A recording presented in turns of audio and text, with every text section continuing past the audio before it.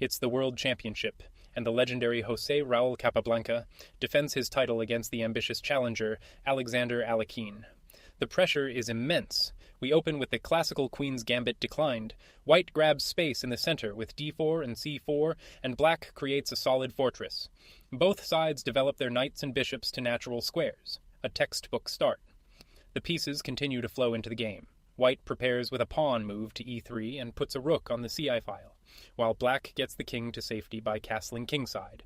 The stage is set for the middle game battle. And here, Capablanca plays a move that's a little too quiet for the position. It's not a blunder, but it hands the initiative to Alekhine. A more forceful approach was needed. The stronger try was pawn to c5, immediately challenging black's central control. After pawn to h6, bishop to f4 keeps up the pressure, knight to h5 is met by bishop dropping back to d3, and white is fighting for an edge. But in the game, Capablanca plays pawn to a3, a slow move that allows black to get his own plans rolling on the queen side. Alekhine doesn't hesitate. He kicks the bishop, takes on c4, and immediately expands with his b-pawn. Capablanca is forced to react, dropping his bishop back to e2 as black develops a dangerous queenside initiative. With white castled, Alekhine breaks in the center with pawn to c5. A series of trades ensues, opening up the position. Knights hop into the action, rooks slide to the open file, and the game suddenly becomes much more dynamic. The maneuvering intensifies. Pieces dance around the board, with white's queen eyeing b3 and black's knight landing on the powerful d5 square.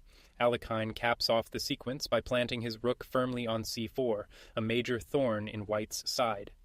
This is a critical moment. White feels the pressure from that rook on c4 and decides to trade it off, but this is an inaccuracy that helps black. Keeping the tension was much stronger. The better path was queen to b1, forcing black to react. After rook to d8, knight to b3 improves white's position. Now if rooks are traded on c1, white simply recaptures and the position remains complex. Back on the board though, Capablanca plays rook takes rook on c4, and this trade is exactly what Alekhine wanted, as it clears the way for a black knight to occupy that monster square. And, of course, Alekhine recaptures with the knight, cementing a powerful piece on c4. White challenges it with a rook to c1, but black calmly swings the queen over to a8, preparing to increase the pressure. And here, another slip from the champion. He's trying to untangle his pieces, but this move allows black to simplify into a winning endgame. A more ambitious move was required to fight for control. The best try was knight to c5, directly challenging black's plans. After bishop takes the knight, the pawn recaptures, and after rook to c8, pawn to a4 holds the balance. Instead, in the game, white plays knight to c3, a passive move that invites black to launch a favorable series of exchanges, and Alekhine unleashes the brilliant rook to c8. This move looks quiet, but it's incredibly deep, preparing a sacrificial combination to blow the position wide open. The idea is to clear the c-file for a decisive attack. The fireworks begin. White takes the knight on d5, and a flurry of trades clears the center. When the dust settles, Alekhine's queen has landed on d5, and he now has a clear dominating advantage. From here, Alekhine's conversion is a masterclass. The bishop comes to f6, then slices across the board to b2, creating huge problems. The rook joins the party on d8, and all of black's pieces are coordinating beautifully for the final push. The pawns begin to march. After a trade on the queen side, Alekhine pushes his e-pawn forward, first to e5 and then to e4, kicking white's knight and seizing even more space. White is being squeezed. White's position is difficult, and under pressure, Capablanca makes a mistake. He moves his knight into the center, hoping for activity, but it walks right into a tactic.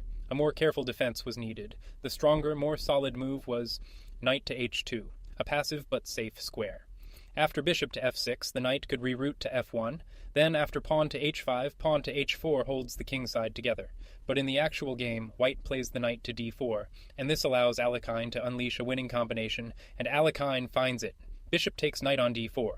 A fantastic shot, and the only move that wins the game on the spot. Here's the point.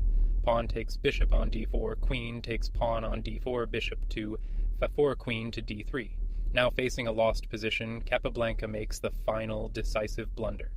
He needed to recapture the bishop and try to hold on in a difficult endgame. The only chance was pawn takes bishop on d4. Queen takes the pawn, and after queen to a2, knight to d2, and rook to a1, white is worse, but still fighting. But that's not what happened. Instead, he plays rook to d1, a move that completely overlooks black's stunning reply and loses on the spot.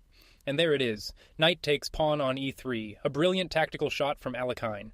This fork wins decisive material and brings the game to an abrupt end. And in this position, Jose Raul Capablanca resigns. Alexander Alekhine has won the game, and with it, the World Championship title. Capablanca saw that there was no defense to the coming threats. Here's what would have followed. Queen takes queen on d5, the rook recaptures. After the rook moves to e1, the knight jumps to c4, forking the king and rook. The rook is forced to take the pawn on e4, but after the exchanges, black is left up a full piece, and the game is completely over.